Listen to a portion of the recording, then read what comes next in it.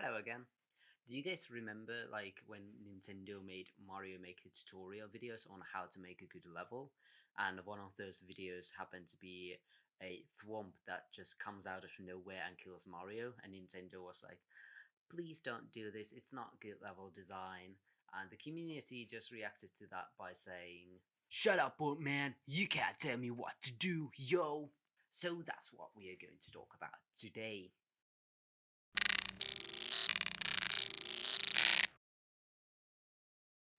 By the way, is that how like young people actually act these days? Are not really in tune with the Gen Z crowd or my own crowd for that matter, but yeah. So yeah, Mario Maker 1 released in 2015, if I remember correctly, for the 30th anniversary of the Mario series, is basically a game where you can just make your own Mario levels. Pretty simple, yeah. Ever since I have been following that game with a passion, because I have a passion for level design. So I have been observing what kind of levels does the Mario Maker community make, just so I can see what kind of levels people are interested in and the creativity that people can have. And we have had plenty of cool level ideas and a lot of cool level concepts that have come from the Mario Maker community. Music levels, Kaizo levels, which are like really precise platforming levels, Auto Mario, and what I find most fascinating is troll levels. What exactly are troll levels, you might be asking yourself, and I do not blame you for not knowing, but it's quite self explanatory. Troll, of course, being, the internet word, not a fairy tale creature, is something like mischievous and trying to trick you for their own benefit and trying to humiliate you and that kind of stuff. And that's basically what troll levels are. They are levels that are kind of unfair. They do a lot of cheap deaths on you, and they do that thing where the thwomp just comes out of nowhere and kills you.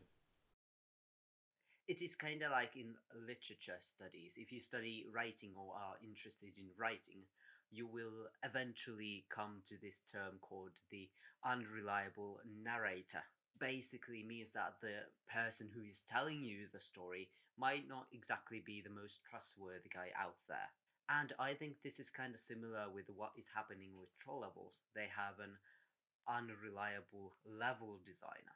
So, how exactly do you design a good troll level? And why do people enjoy these? Well, to answer that question, I will answer it by giving you more questions. Yay. Well, to answer that question, we will have to look at some simple things about level design. I will not go too in depth. I will try to keep this simple for everyone to follow.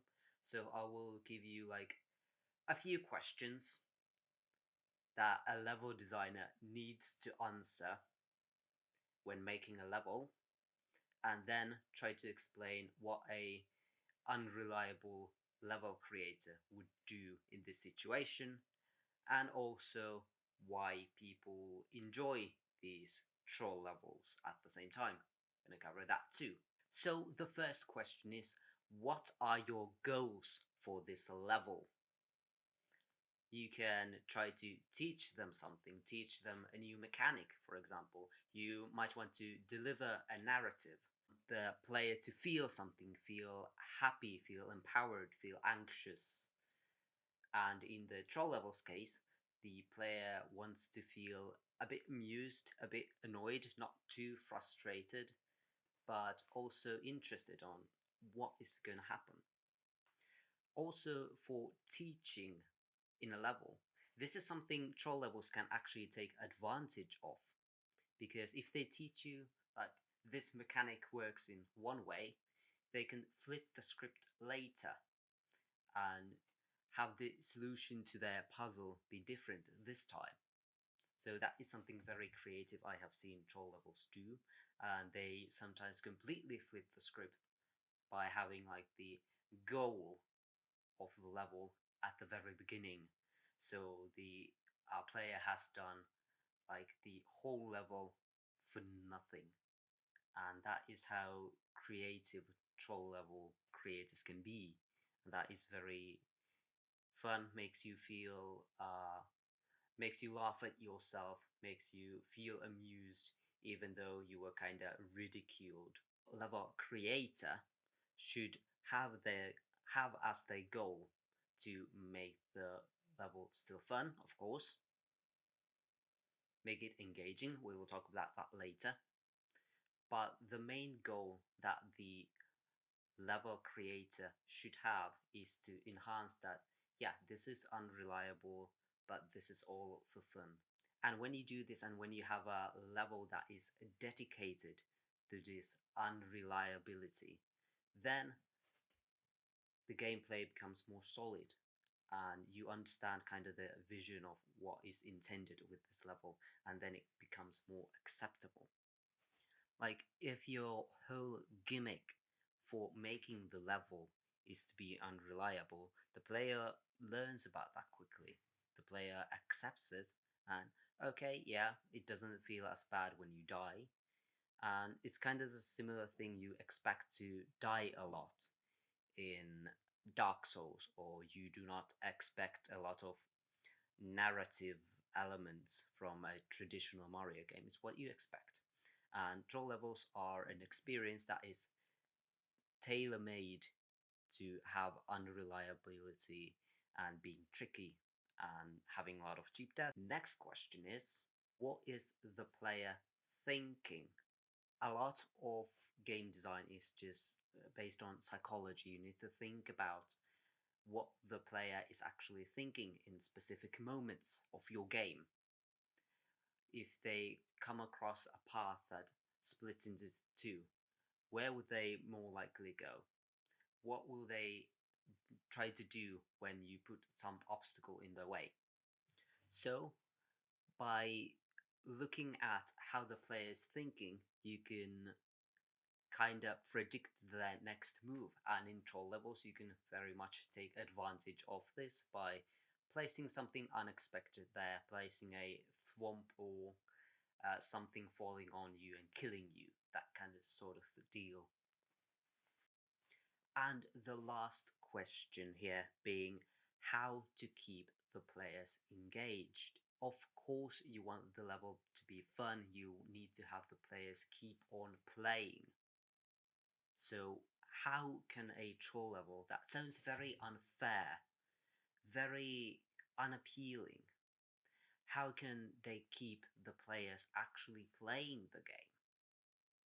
Well, first of all, you need a lot of variety. Don't have the player just do the same thing all over again. Invent new kinds of puzzles, new kinds of solutions, new kinds of cool gimmicks, and also have interesting ways for Mario to die in these troll levels. It's kind of like a horror movie where it would be very boring if you went to see the next Saw or whatever horror movie you like, and everyone would just die from poison. They would just say, "Oh, I'm dying."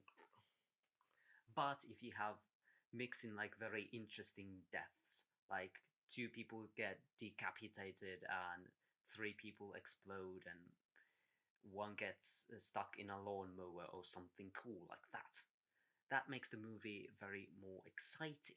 And that also applies to troll levels. When you have more exciting and unexpected and funny deaths, that's what keeps the player like, okay, you did me dirty, but that was really funny, to be honest.